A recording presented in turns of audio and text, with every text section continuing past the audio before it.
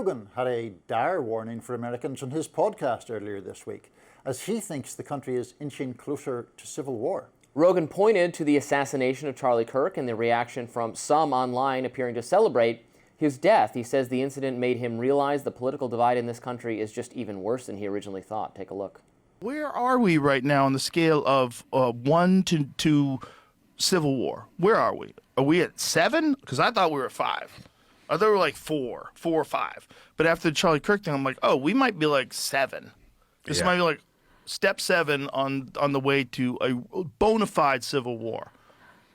As soon as you start like regular people celebrating somebody getting murdered in front of their wife and kid on television in front of the whole world, as soon as you celebrate that, like, man, you're in dark territory. Rogan continued arguing that Americans need to hash out their disagreements with words rather than with violence. You don't know what's right. I don't know what's right. Nobody knows what's right. The only way you find out what's right is you got to talk to people, and you listen to like their logical arguments about something. You go, oh, okay, yeah, you got a good point. I never thought about it that way. But if you can't do that, then you never figure it out. Rogan's comments sparked discussion online, with some agreeing with his assessment. But others argue that the situation goes beyond Kirk's death. Influencer Khalil Underwood, writing on X, I don't agree with celebrating anyone's death, but I think a lot of what you're seeing is people flipping the script. When George Floyd or Trayvon Martin were killed, there were people online making memes and mocking their deaths. Now they're using this moment to show those same people how it feels when the tables turn. It's not really celebration, it's retaliation mixed with anger that's been building for years. And Tom Wellborn writes on Blue Sky, it's rich for Joe Rogan to act startled by the violent rhetoric he's helped cultivate, as if his platform hasn't been a megaphone for the very extremism that now has him nervously measuring the distance to civil war.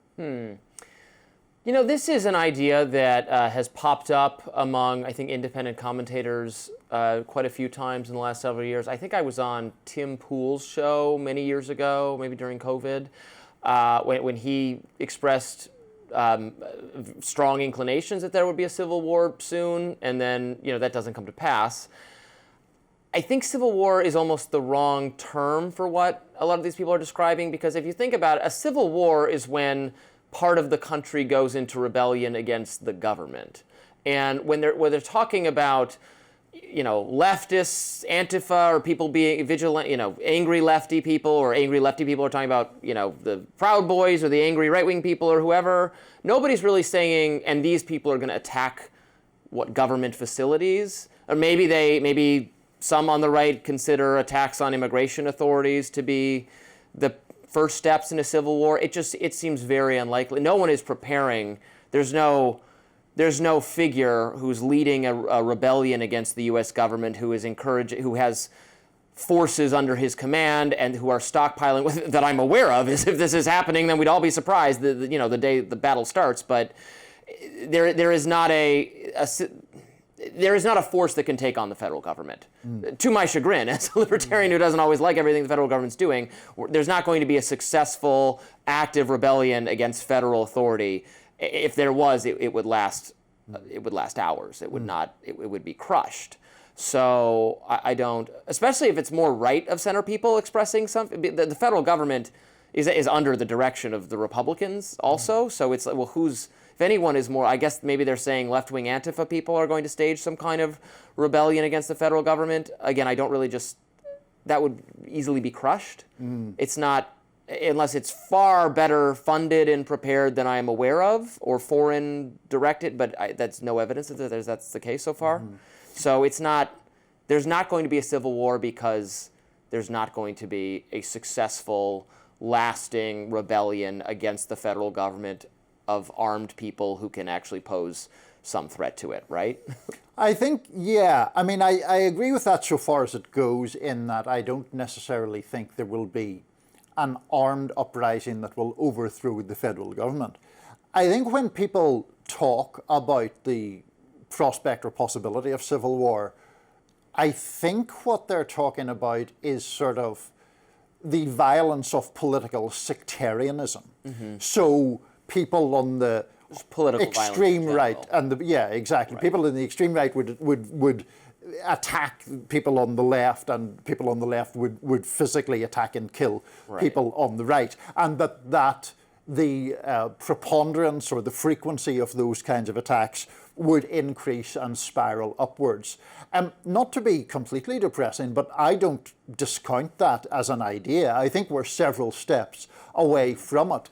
But I'm always... I just wouldn't describe that as a civil war, though. Like the Civil War in America was between standing armies. Right. The Civil War in the UK was between standing armies and between Parliament and the King. It's the Spanish Civil War was that way. Although I mean, I know you're referring there to the English Civil War. Right, I mean, your country, not... I just mean like, so the Troubles in the north of Ireland, for example. Yes, in one way that was a civil war because Irish nationalists wished to leave the United Kingdom and have Ireland as one. And yes, they were fighting with the British Army. But that conflict also took an enormous number of lives in fairly sordid circumstances where, Protestant paramilitaries would go out and murder random Catholics, for example.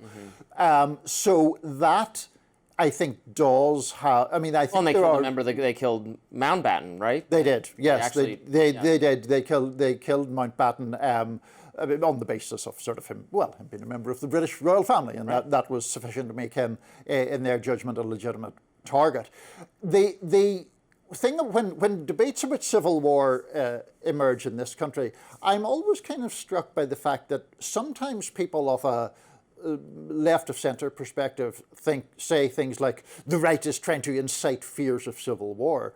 I mean, I just think it is a realistic fear. Like I say, I don't think it's about to break out tomorrow, but I don't think there's anything inherently right-wing about thinking that there might be a civil war. Maybe they mean it in the sense of like militias or whatever, which, I mean, the militia movement is, I think, unarguably right-wing. But the idea that there could be violent political strife on a much more regular basis, that seems sadly plausible to me. I mean, the fears that left of center people have about right-wing militia movements, I mean, right-wing militia movements at this stage are very, very closely and well monitored by federal authorities. And quite well infiltrated. And infiltrated by federal authorities. Their activities are coordinated by federal authorities in order to have them commit crimes that they can then be arrested for. They do commit a disproportionate share of violence, or to the extent that the right-wing militia movement is actually in prison, and they, white nationalist gangs run prisons and commit a lot of violence in them. Actually, when you look at like the hate crime statistics or the evidence for the rising white nationalism, what you find is mostly incidents of people already in prison, which in some level should be they're not roving bands in our streets targeting people. It's people who are already in prison. Prisons are bad, and that's a different problem. Look, the assassination of Charlie Kirk, it has raised the concerns of people on the right, and for understandable reasons. We have not had a lot of political assassination. This is an undeniable. This is an assassination of a very high-profile political figure, not someone in our government, but someone who is the leader of a movement and a well-funded organization that has to do with media and fundraising and political activity.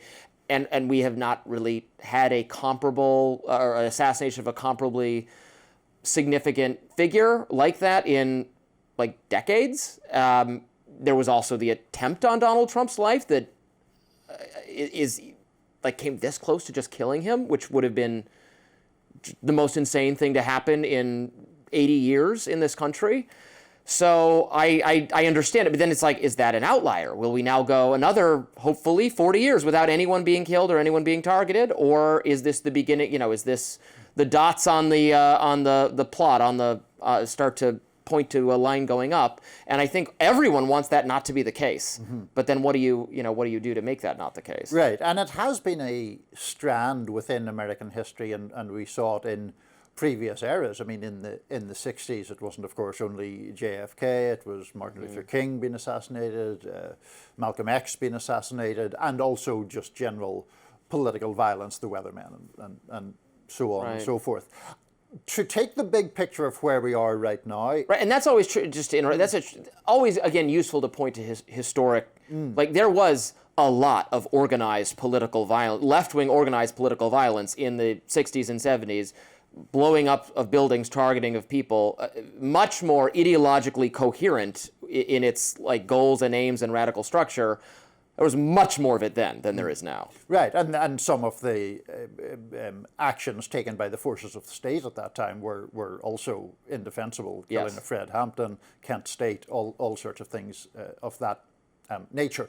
In terms of where we are right now, I think one of the things that makes people, including me, worried about at least increased civil strife is the idea that the institutions that bind countries together, or the practices that bind countries together, are being eroded fairly significantly. So in whether traditional media or social media, people often live in their own bubbles. You had Trump's attempts to overturn the 2020 election. You have, without relitigating all of this again, you have obviously the disputes about the forces of the judicial system being politicized in partisan ways.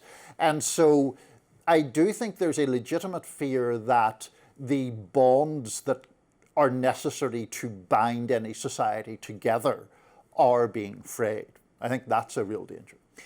And at one point I would have said that the solution, or maybe not a solution, but something that would ease the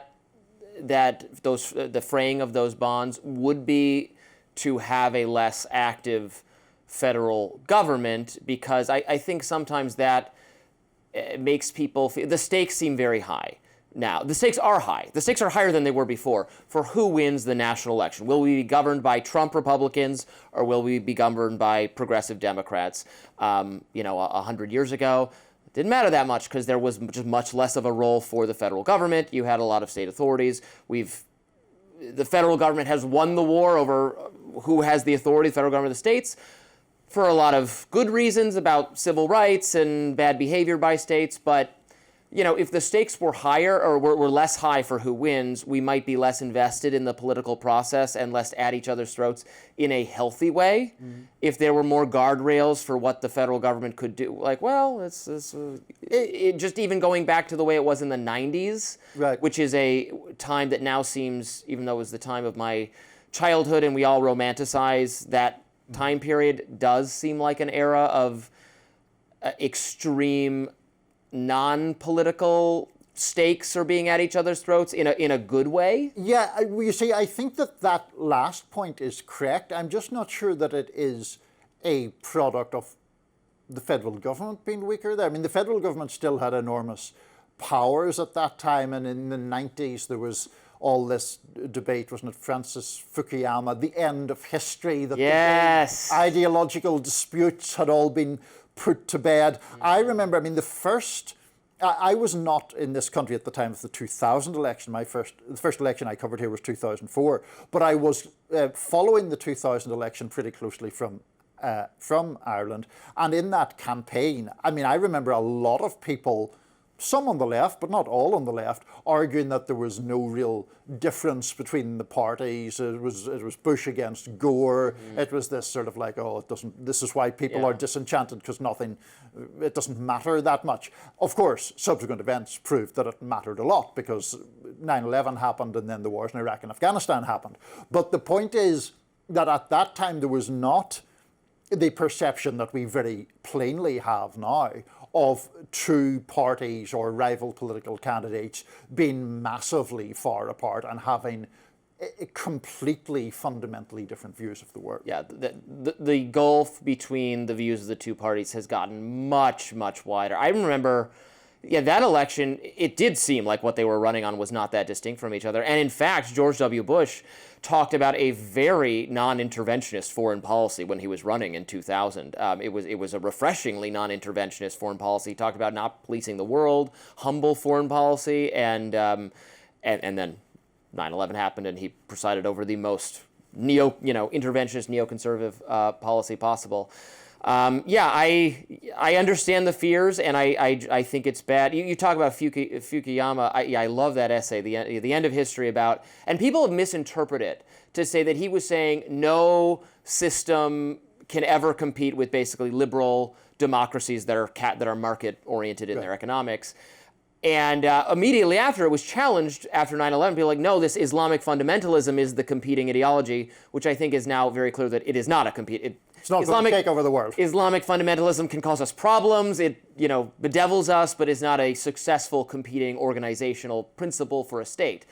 But Chinese authoritarianism is certainly a rival system. They have a market system that makes them competitive enough in the economic sphere, but still have a politically repressive system.